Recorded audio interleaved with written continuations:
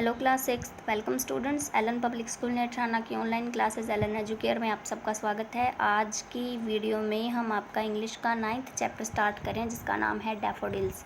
Daffodils क्या होते हैं? फ्लावर्स होते हैं, ठीक है, येलो कलर के।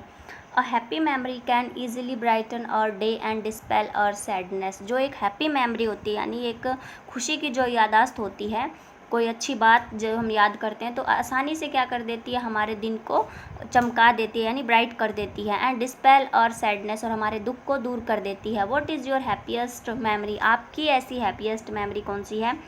This is a poem about a memory. ये एक पोएम है एक याद के बारे में, डीपली एट्स्ड इन माइंड, जो कि पोइट के दिमाग पर गहरे रूप से छपी हुई है। That provides the poet eternal Joy and comfort, जो कि कवि को निरंतर आनंद और आराम महसूस करवाती है। Let's read it and enjoy. चलिए अब हम भी इस पोएम को पढ़ लेते हैं।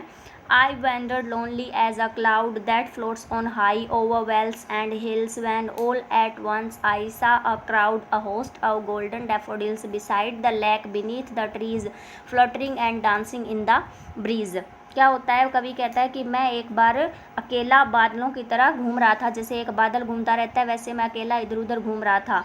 That floats on high over vales and hills, जैसे बादल क्या करता है, घाटियों और पहाड़ियों के ऊपर से तैरता रहता है, वैसे मैं इधर उधर घूम रहा था। When all at once I saw a crowd, तभी मैंने अचानक क्या देखी, एक भीड़ देखी। A host of golden daffodils, बहुत सारे समूह में सुनहरे रंग के डैफोडिल्स के फूल देखे। Beside the lake beneath the trees, झील के किनारे और झील के पास में और पेड़ों के नीचे। Fluttering and dancing in the breeze, जो क्या कर रहे थे, हवा में लहरा रहे थे और डांस कर रहे थे। Continuous as the stars that shine and twinkle on the Milky Way, they stretched in never-ending line along the margin of a bay. 10,000 saw I at a glance, tossing their heads in sprightly dance. ठीक है, तो then कवि बोलता है कि continuous as the stars that shine, जैसे लगातार milky वे के अंदर तारे चमकते रहते हैं, ट्विंकलिंग करते रहते हैं, वैसे ही वो पौधे, वो डैफोडिल्स के फ्लावर्स भी क्या कर रहे थे, dressed a never ending line along the margin of a bay, उस खाड़ी के किनारे पर, उस झील के किनारे उन्होंने भी क्या बना रखी थी, एक कभी ना ख़त्म होने वाली एक लाइन बना रखी थी। 10,000 सा आई एट अ ग्लैंस, मैंने एक सरसरी नज़र में जैसे 10,000 के करीब उन फूलों को देखा हो। Tossing their heads in sprightly dance, वो उत्साहित रूप से डांस कर रहे थे अपना सिर ऊपर उठाए हुए, यानी हवा में वो हिल रहे थे तो ऐसा लग रहा था जैसे अपना सिर उठाकर डांस कर रहे हैं, और एक साथ वो बहुत सारे थे एक ही लाइन में। नेक्स्ट है, the waves beside them danced but they outdid the sparkling waves in glee, a poet could not but he began in such a jocund company. I gazed and gazed, but little thought what wealth the show to me had brought. फिर क्या होता है कि जो लहरें थी उस झील की, वो भी क्या कर रही थी, उनके सामने डांस कर रही थी। But they outdid the sparkling waves in glee, लेकिन उन स्पार्कलिंग जो लहरें थी वो उन्हें प्रसन्नता दे रही थी। A poet could not but be gay, कवि जो था वो कुछ नहीं कर सकता था, बस वो खुश मिजाजी से उसे देख रहा था। इन सच आ जॉकन कंपनी की, कितनी अच्छी उनकी कंपनी थी, उनका साथ कितना अच्छा था। इधर तो झील में लहरें डांस कर रही हैं और लहरों के पास में, किनारे के पास में वो डैफोडिल्स के फ्लावर्स क्या कर रहे हैं, डांस कर रहे हैं। I gazed and gazed but little thought, मैं टकटकी लगाकर उसे देखता रहा और एक छोटा सा विचार मेरे दिमाग में आया।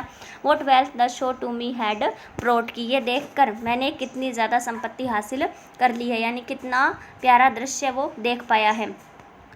नेक्स्ट है, four Often when on my couch I lie in vacant or in pensive mood, they flash upon that inward eye which is the bliss of solitude, and then my heart with pleasure fills and dances with the daffodils.